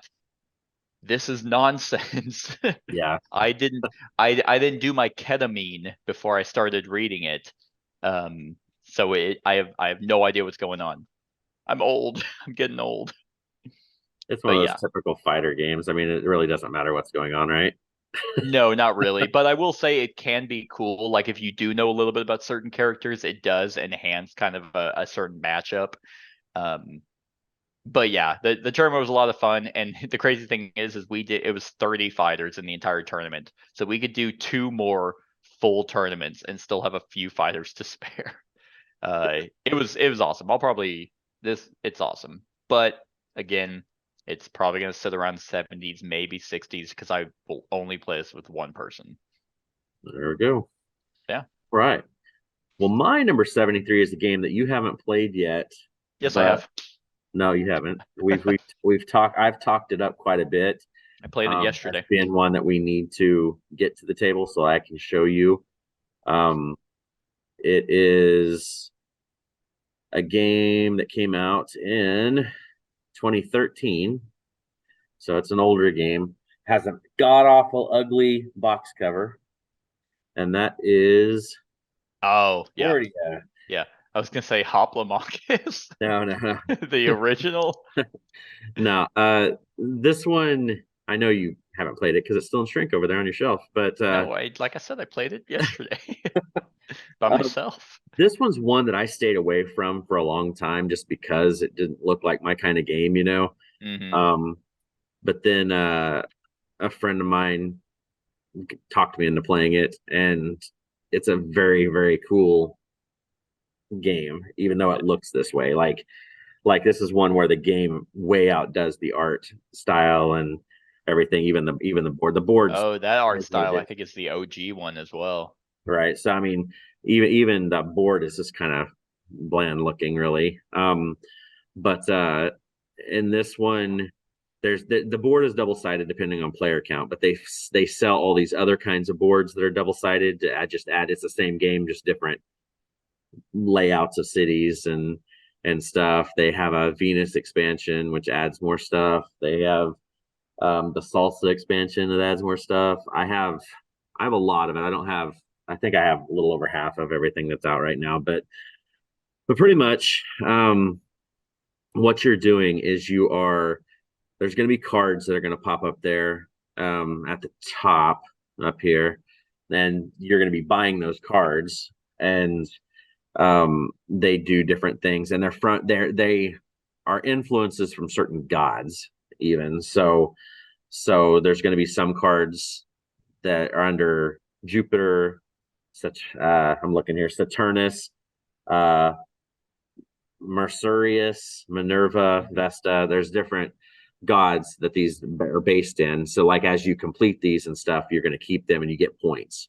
So at the end of the game, those you're going to score those cards at the end. Whoever has the most of this one gets points. Whoever has the most of this gets points, and it changes. There's resource collection. You're going to be placing houses down too. You have 15 houses, and so as you're traveling around to different locations, you're going to be placing houses down. And then when you do a resource collection phase, each of those places give you resources. So you're gaining resources from that and everything. And like I said, I mean, it doesn't look exciting, you know, but this is one of those games, and I really think it'd be one of those games that you, like I said yesterday, that or 2 days ago, whatever, that you would wax our asses at, just because this seems like that kind of game that I'll do that anyway, man. that it would just hit your it would just hit your hit that sweet spot. I think so. Hit my O and make right. me hit that sweet. I mean, if I'm waxing asses, then so might. But so you're playing because you have these action cards that you're going to be playing. So some of them, and everybody has the same cards in your hand for your action selection. Okay. And they can only be used once unless you play the card that recalls all the cards back into your hands. Gotcha. It has that mechanism. Okay. So like some cards you may need to boat, so you'd have to follow the blue lines to boat. And then there's some road cards, so you have to follow the road, and stuff like that. And you're trying to have the most in a sector, like so there's different colors. So like there's multiple cities in different colors. That's why the countries are different colors. I see. And then you get more resources if you have area control and stuff. Like I said, it sounds boring as hell and it looks kind of blah, and that's why I never played it. But after playing it that first time, it's really, really good. And then they came out with the Solitaria expansion, which lets you play it cooperatively or solo. Yeah. And that's even awesome. Because it has an AI deck, but the AI deck, you think, well, AI decks generally are kind of hit and miss on that, but it's perfect. Like it'll work with every single expansion for the game. Nice. That Solitaria, every map, every expansion, everything, and it's just a really, really good game. Who did the solo variant? Matt Gertz. Okay, and he does. Frank, he's the designer of I was gonna say Matt Gertz is the guy that made the Concordia game, I believe. Oh, it's an expansion for 1 or 2 players. Okay. Yeah, it's Matt Gertz and Frank Lamprecht. Okay, yeah. So So, but anyway, it really does a good job of running it through. And Oh, hey, did you know that Frank Lemprecht is the German chess international master and chess author?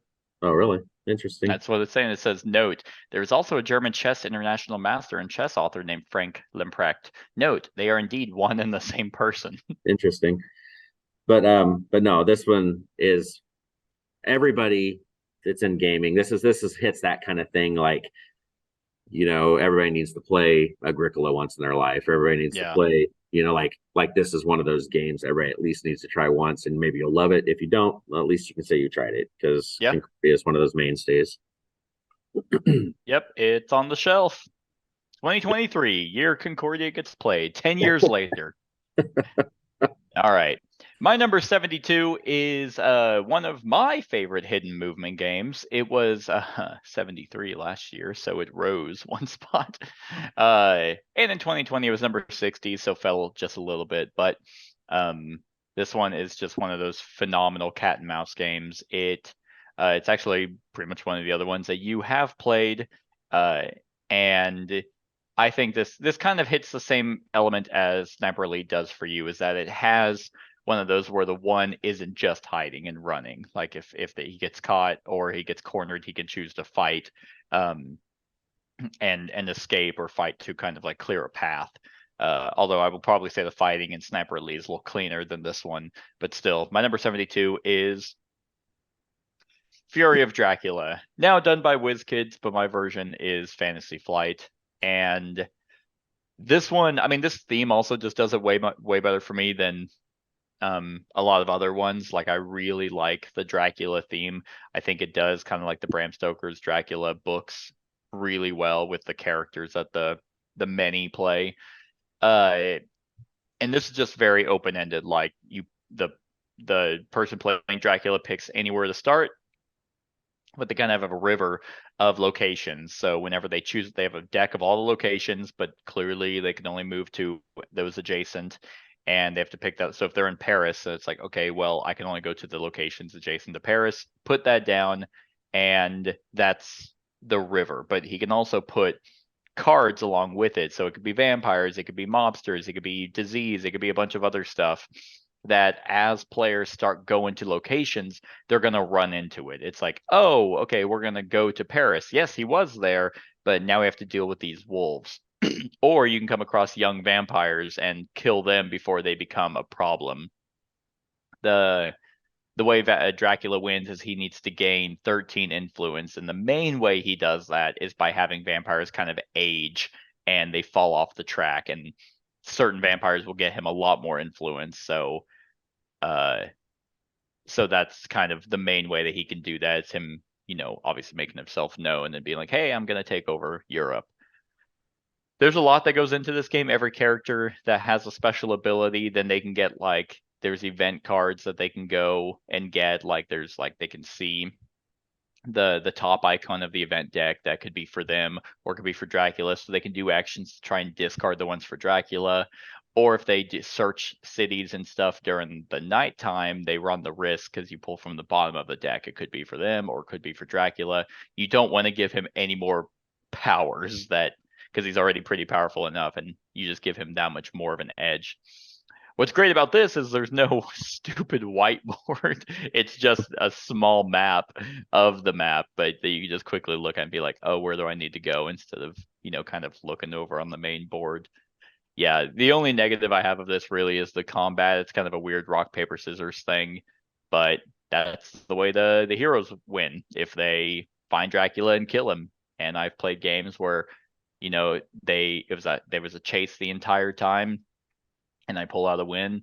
I've also had it where they were on my trail the entire time, caught me off guard, and then just beat my ass because I had a bunch of weapons that are like, hey, garlic, hey, silver bullets, hey, wooden stake. And I'm just like panicking. Yeah. And they're just like, it's like a schoolyard bully. They circled around me and just shoved me in the middle and then killed me.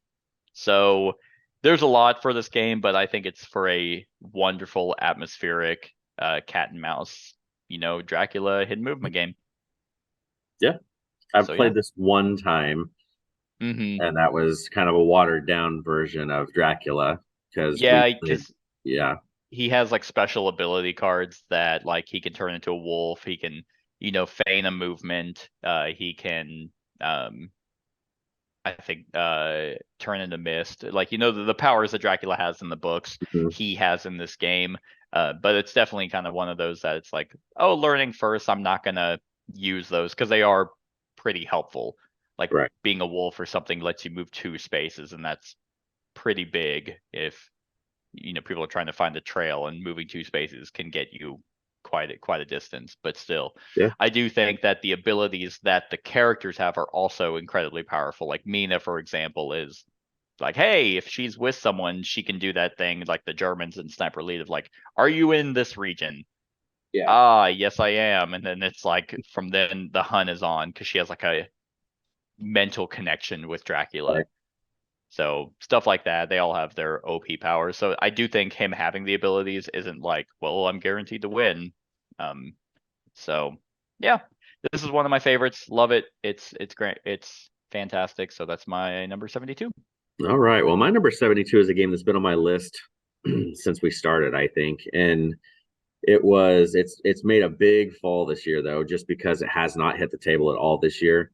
But 3 years ago, well, it went from 3 to 13 to 15 to 72. Oh God. And it's just because I haven't touched it at all, and it's still on this list because I love the game. It's just when you don't play it, it's happened with you too. If Oh you don't yeah, game through the year, it's going to fall down. And sure. I don't think anything else is coming out for this game. At least I'd be surprised if anything does. And that is Champions of Midgard. Oh yeah. Um, this one is your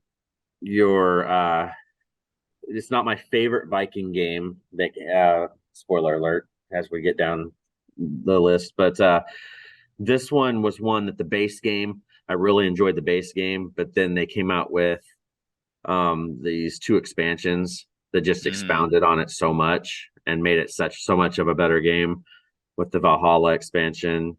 That one being the expansion main is one. a must. Yeah, because whenever you're losing soldiers, then you get the tokens that you can spend to buy these abilities up in Valhalla. So yeah, but you're going to have an asymmetric power. You're going to pick your Viking at the beginning, and you're going to have certain dice, and you will also do worker placement to either gain more dice, gain resources, gain whatever is you were wanting to do out there. And then there's a battle phase where you're going to roll the dice. Your rolled dice, though, you're going to lose dice at some point. When you're especially when you're traveling over the oceans to take on the monsters. That's a way, and that's when you would lose those dice and gain Valhalla tokens. Normally, in the base game, you just lost them. So that was one of the big fixes, I think. Yeah. To make it more of a it just made it more satisfying, I guess. Like because Vikings, Yeah, it also made it they more want to go to strategic. Valhalla. Yeah. Yeah, it's like you might want them to die because then it's like, ooh, there's a really cool power over in Valhalla. And then the other expansion was the mountains. Dark Mountain. Was that what it was called? I think so. I Yeah, can't remember. the archers. Yeah, and it added the archers, which helped with gaining of food, because you had to feed you guys too and all that crap. And so you could gain food that way. They also used it also added more locations to battles. There was different kinds of trolls up there, and different stuff. They also had a set collection aspect to this as well, because you would have these cards that were in-game scoring at the end. Like if you had, the most Draugr kills or whatever, you could get stuff. There's just a lot of stuff with this, and I love the theme of it, and it's a really cool looking game on the table. I bought the playmat at Origins that year I went, that has all the expansion locations put onto the playmat as well. So it's just one big playmat that has everything added on, because I would highly suggest never playing without those expansions. I would at least say Valhalla. Yeah. Like if you're playing more than 2 players, if you're playing 3 or more, I would say throw in the mountains too. It just adds more so you don't get hosed on locations and Yeah, stuff. I guess. More Yeah. but yeah, I mean, this is one that I think might just be dead in the water unless they try to resurrect it at some point. But Yeah, I can't imagine that they would come back and add an expansion for this. It seems pretty complete, kind of yeah, from what I'm saying. I mean, yeah, this is one I actually went out and got this again. And Gray Fox was actually really cool because on their one of their Kickstarters I added it, and they were obviously dealing with COVID stuff, but I it was Tortuga 21.99, which I mhm. never ended up playing, but I was like, wait a minute, I never got that. And then I emailed them and they were like, yeah, that was fulfilled a while ago. And so they sent that to me and I'm like, uh, and like I was like, well, I also got add-ons. I got Champions of Midgard and like the bundle and the expansions and stuff. And he's like, yeah, hit me up at Gen Con. So I walked by and he was just like, okay, here you go. Like here's all the stuff. Yeah, So they were really nice about it and it all worked out. So yeah, this is yeah. a good one. A friend of mine and me were working on a deck builder in this universe. We were designing one Really? to use kind of this. It was kind of like Champions Midgard, the deck building game, kind of Oh, like that's cool. doing stuff. And we got about 2/3 the way through it, and then just kind of COVID happened. I haven't seen him for a while. Where he's Gotcha. probably going to be one of the ones that's going with me to Origins this next year. Oh, But neat. anyway, so that was my number 72, Champions of Midgard. All right. And the final one for this segment, this one came out last year for me. It was number 80, so it rose 9 spots. This one was kind of a divisive game for a lot of people, mainly because of the price point and the art were the two big things that made people not even want to give this a shot. However, personally, I think this is significantly better than the first and second edition of this game, and this is the right Yes. step that they need to take. And I'm very happy that they have already announced an Act 2 for it, even though I haven't completed Act 1, but I have a lot of fun with it, and that is Yeah. Descent, Legends of the Dark. I despise Descent Second Edition. I really do not like it. It was the very first game I played in this hobby, gaming kind of thing, and if I had just left it at that, I wouldn't be here talking about other great games. But I stuck on through, and then I played Talisman next. So, and then the rest is history. But they've made it very clear they're not even related. It's just the same theme. This is a fully cooperative game that is accompanied by a fantastic app. Or oh, nice, I have it down here.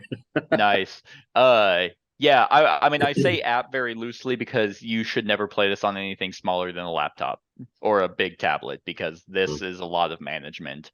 Yeah. But it's done so well. This is a perfect balance of like it just takes care of the bookkeeping, but doesn't take away from the actual physical gaming experience. The 3D element of it is so much fun, does it super well. I mean, that just looks badass. Like Hmm. it's so cool. They've utilized some of the 3D terrain in a very interesting way. I think in Act 2 they'll probably expand upon that even more. I don't hate the art. I actually kind of like it. I think some of the character designs are really dumb. Like Bryn's helmet there is like fucking stupid. But overall, I don't hate it. Yeah, right. Or just like, oh shit, we're being swarmed. And then Well, it's she like, just well, or falls it's off. like one of your people in your party are like, "Hey, so and so," and she turns around, boom, pops it right in Yeah, the face. yeah. You have to take 10 damage. Dang it. No, but I mean, this does an RPG element super well. The characters are fully fleshed out. You make decisions. Those decisions actually, have consequences on kind of the way you want to play them. Uh, the the system of using actions like cards are like your weapon is double-sided, so you can like take an action to flip it, which gets rid of fatigue. And then it's a really cool stamina system. I like that a lot. Very fluid in kind of how your turns are going to go.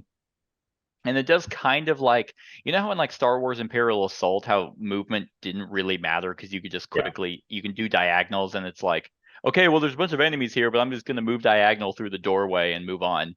yeah, You can't really do that here because they have something called, I don't remember what it's called, but you're like engaged, where it's like if you go next to an enemy, the only if you had 10 movement, you could still only move one spot. So it very much hinders you unless you want to take your entire turn to move one step away and then move back. But it, yeah, like they did a really cool job of having keywords and percentages and stuff where it's like, hey, adding this hilt does 20% extra damage. You don't have to do any of that. It's just like boom, and the app tells you when you hit what all went off, and it's just so satisfying. Well, and I like how you can interact with the terrain Yes. and stuff too. That's kind of neat. Yeah. It brings more of that RPG stuff in. You know. Yep, 100%.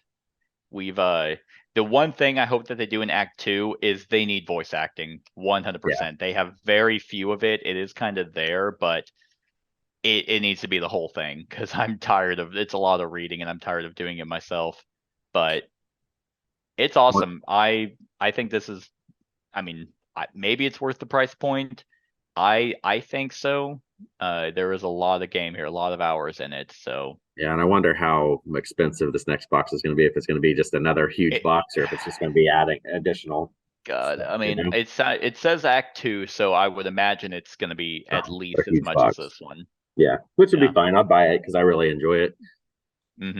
Yeah, I was one of the ones that was bashing on it when it got announced. I was like, "What the fuck? This art, this $180 for a bunch of punch out shit." And I was like, "Yeah." Then I bought it because it was cheap at Miniature Market. Not cheap, but it was like 130, Cheaper. I think, at Miniature Market. I went ahead and just bought it. I was like, "Oh shit, this is pretty damn good." This is good, yes. And Fantasy Flight does apps super well. It's the best that they've done. So yeah, I'm very excited. I still haven't even finished the campaign, but where I'm at right now, shit has hit the fan. So like, ooh, cool. What's happening now?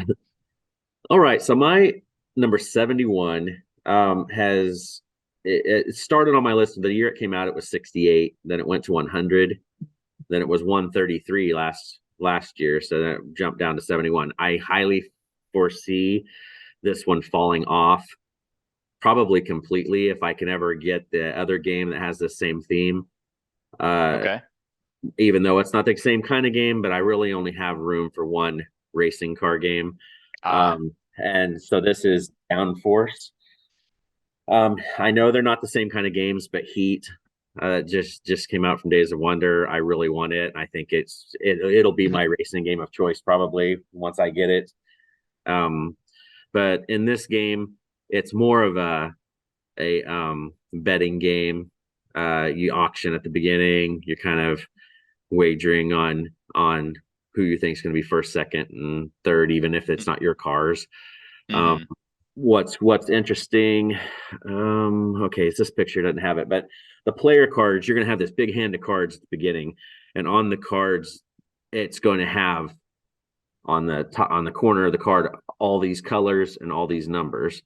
And when you have to play a card, so when you play a card, it may say black moves 3, red moves 6, green move. It's going to have everybody moving, and then when you play that card, you move everybody. So at the beginning of the game, you're buying 2 cars, I believe, if you depending on the player count. But a lot of time you're going to have 2 or 3 cars. I think it's 2 most of the time. But you buy these cars, and those are your cars. But that doesn't. So you're losing that money that you spent on those cars. But then you're trying to gamble, even if it's for other people's cars, to see who has the most money at the end of the game. So every time the leader passes one of those yellow marks in the deal, you do a gambling phase, not gambling, and kind of like a betting phase, just to see who you think is going to be first and second, third. And then at the end, once everybody's went through, then you tally up all those points because there's multipliers for whatever round it was and when they betted for them. And then you tally everything up, subtract how much you paid on the cars, and then the whoever has the most wins. Everybody also has a special ability that they can use, like the tricky and you see the tricky and aggressive and stuff like that you can use. This is a really cool, and they have a handful of maps out for it now. This is a double-sided board, and then there's 2 other expansion boards that are double-sided and add different things like jumps and crisscrosses and all that stuff. But this one's really good. I really like this one, but I'm really hyped to play Heat. Yeah, And if I had known you wanted to play that, I I definitely would didn't have know you had brought it. that out. Yeah, I didn't even know you had it. But Yep. I really, really want to get that one played because I think that one's going to be the racing game that I want. You know, Yeah, even to though they're me, different styles. to me, this is like a blend of Heat and Long Shot, the dice game. Yeah. So it's like, and I really like Long Shot, the dice game, Mhm. for my betting. Kind of like, yeah, I own this horse, but I don't. Yeah, it's the same idea. I don't have. It doesn't have to win, but if it does win, then I get a lot of victory points for it. And Right. Heat is just, it's so fucking Oh, I good. know. And I know. That's and why I I've keep only hearing. played, I've only played it base. Like I haven't even touched the modular cards or the. There's a bunch in that box. I've only played the base on 2 different maps, and it's so much fun. Well, my ears are, or my eyes are open looking for it. So if you see it, let me know because Okay. I want to nab it for sure. I love Days of Gotcha. Wonder production of their games and stuff, Right. and everything. So Yeah. anyway, But other than that, if you, I mean, you obviously, if you like this game, I mean, like I said, it's a blend of Heat and Long Shot, so it's like, Mhm. okay, cool, just grab this. Yep. So anyway, that's my 71. Awesome. Well, that is it, everyone, for this segment. Lots of great games being talked about, even better games coming up. So definitely keep an eye out for the next segment in this, and let us know what you think of these games in the comments below. Other than that, like, comment, share, and subscribe, and have a wonderful whatever time of day it is for you. Hey everyone, thank you for watching, and I really hope that you enjoyed the video. If you would like to see more of my content, go ahead and click that subscribe button and the bell to be notified whenever I upload any new content. If you feel like supporting the channel, you can go ahead and click that Patreon link to be taken to my Patreon, and any help is truly appreciated. Other than that, stick around for any other run-throughs or reviews or cool top 10s or whatever I feel like putting on. Other than that, like, comment, share, and subscribe, and have a wonderful whatever time of day it is for you.